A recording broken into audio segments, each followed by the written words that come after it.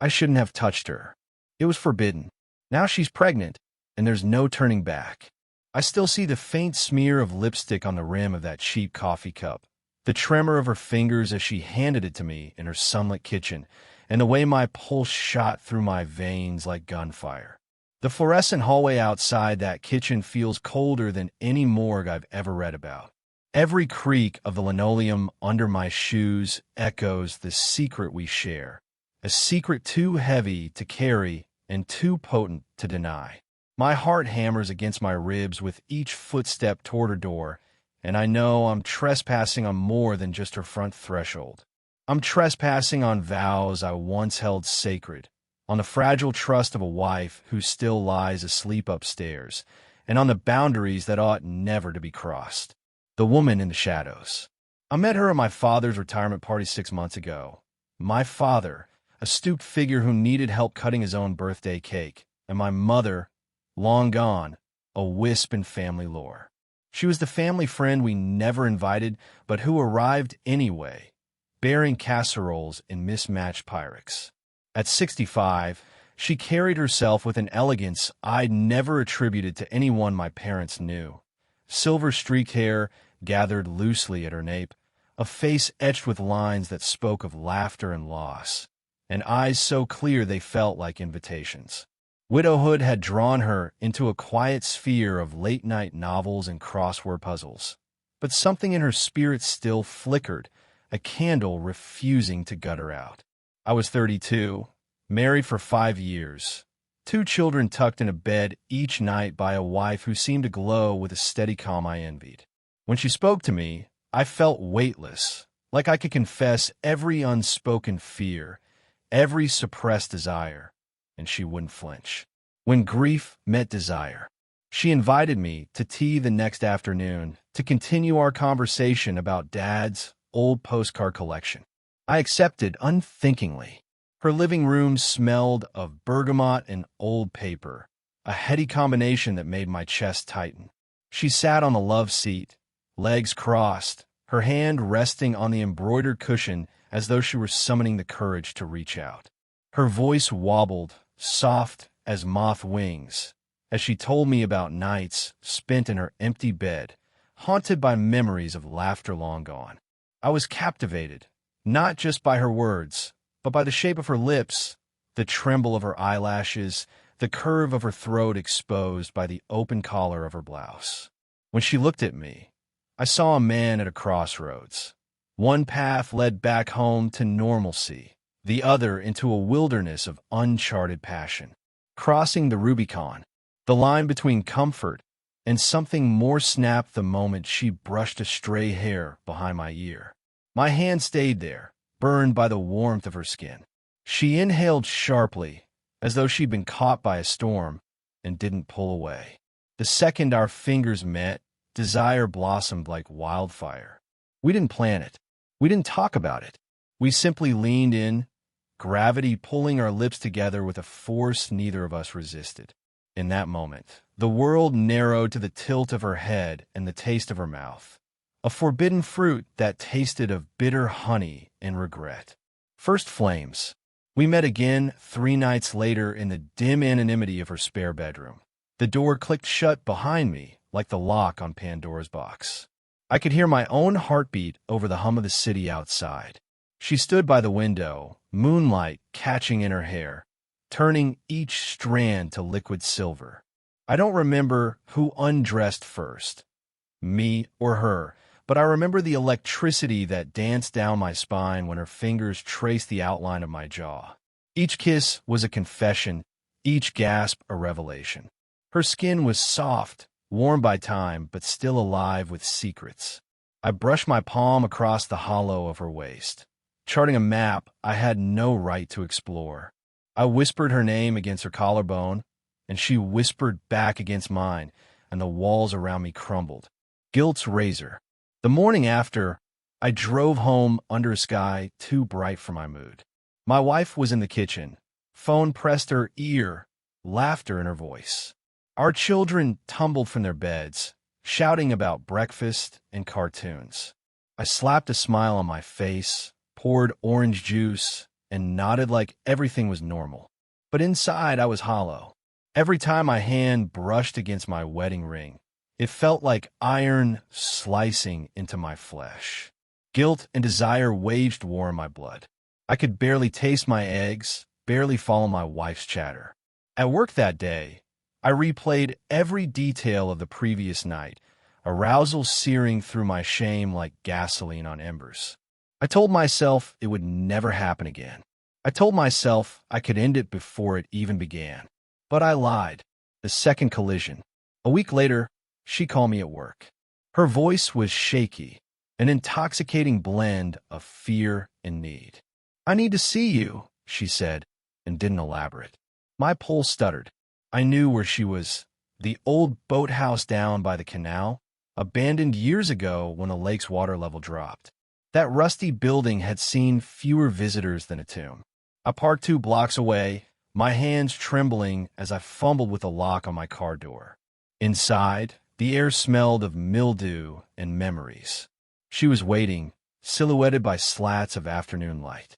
When I stepped in, she closed the distance in 2 strides and pressed me against the wall, damp with digging into my back. Her mouth found mine again, desperate, claiming. I could feel her heartbeat, rapid and unsteady, against my chest. In her arms, I was both priest and sinner, blessing and curse. The sting of taboo. Afterwards, sweat damp and disoriented, I dressed in silence. She sat on the floor, knees drawn to her chest, watching me. "I can't stop," she whispered. I pressed my palm to her brow, still hot. I couldn't think. My life at home felt like a stained photograph I kept flipping over. I had betrayed the woman I promised to protect, the children who needed their father, and myself. And yet, when I glanced at her, my mind went blank. Desire eclipsed every moral argument. The age difference, our roles in each other's lives, the specter of my own betrayal, they all dissolved in the dim light. Confessions at midnight. I started meeting her in secret spots. The parking garage behind the shopping mall, the attic above her garage, the back office of my real estate firm after hours. Every rendezvous was a rehearsal of sin. We whispered our truths into each other's ears, draping guilt around us like a cloak we couldn't shed. She told me how lonely she was, how the years had stolen her companionship. I told her about my marriage, how I felt trapped by responsibilities I once embraced. We were 2 wounded souls, and in the fever of our bodies, we found refuge. But refuge can become a trap. I knew what we were doing was wrong. Worse, I knew it could destroy everything. Whispers of discovery. My wife's intuition is sharp.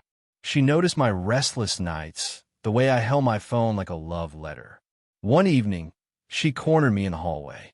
"Matt, is there someone else?" she asked, voice steady but eyes glassy with tears. I couldn't speak. My mouth went dry.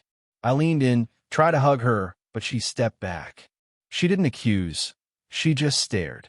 I remembered the last time I saw the older woman look at herself in the mirror, fingers brushing the corners of her mouth as if she could erase what we'd done. In that moment, betrayal wasn't an abstract word. It was the aching between my shoulder blades, the tight knot in my chest. But I lied again. "No," I said, voice brittle. "There's no one." The test. A month passed. I didn't see her. I threw myself into work, into PDA meetings, into family dinners where my laughter tasted hollow. But absence sharpened the ache. Then came a message on a Sunday evening. "We need to talk. Now." It was sent from her private email, the one my wife didn't know about. My heart sank. I knew what was coming. I drove to her house, stomach churning. When she opened the door, she looked smaller than before, as though the news had sapped her strength. "I'm pregnant," she said simply. Her hand cradled her abdomen, already rounding into proof. "It's yours." The point of no return. Time fractured around that moment. My mind scrambled for air. I stumbled inside, the world tilting. "Ow!" I choked. She looked at me with eyes I couldn't read. Hope, fear, accusation. "We didn't use protection," she said, voice distant. Beneath her words lay a question. What would I do now? The world I had built, wife, children, career, teetered on the edge of an abyss I'd carved with my own hands. I felt bile rise, and the weight of every choice crushed my lungs. Leave her to raise a child conceived in betrayal? Confess to my wife and watch her heart shatter? Demand an abortion and shoulder another kind of guilt? Or embrace this new life and forsake the life I swore to protect? Moral crossfire. I spent the night in her spare room, haunted by the rhythm of her breathing.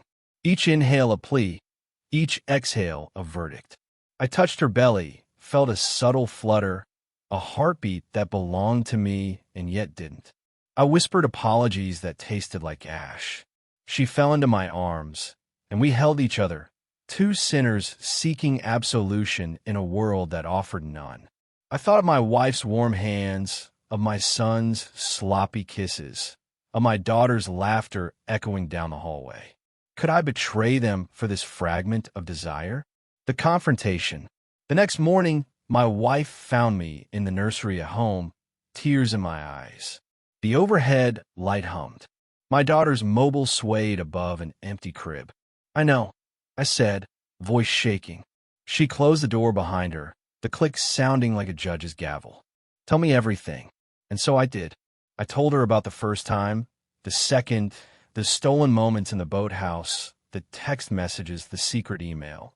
My confession was a confession of love and hate, of passion and fear, of betrayal and shame. She listened, face ashen, mouth a thin line. When I finished, silence swallowed us both. Outside, a car horn blared, somebody else's troubles. Inside, the air was still. The choice. We sat on the edge of our bed, wedding rings catching the morning light. "Do you want it?" my wife asked, voice low. "I don't know," I said. "I'm terrified." She reached for my hand, fingers cold but steady. Then we decide together. I closed my eyes and remembered the older woman's face when she whispered, "I love you," in that dusty attic. Fear and hope mingled in her expression. I remember my wife's face every evening, soft with trust, lit by the lamplight. I remember the child stirring inside the woman I'd betrayed. Epilogue. No clean endings. I visited her in the boathouse one last time, the place where everything began. She held her belly, fingers tracing its curve as though she could memorize its change. I knelt beside her, pressed my forehead to her shoulder, and closed my eyes. "Whatever we choose," I said, "I will not walk away." Her tears were warm on my neck. I whispered promises I wasn't sure I could keep, to stand by her, to protect this life, to face whatever storm we'd brewed together. Then I wrote a letter to my wife, an apology torn in two because no words could encompass my remorse. I'll give it to her tomorrow. No one will ever forget the morning the verdict fell. No matter what we choose, termination, adoption, or raising a child born in sin, our lives will be forever fractured. Morality and desire have intertwined into a knot we can't untie. I don't know if forgiveness is possible or if love can endure such a betrayal. All I know is this. I shouldn't have touched her. It was forbidden. Now there's no turning back. And every breath I take bears the weight of that choice.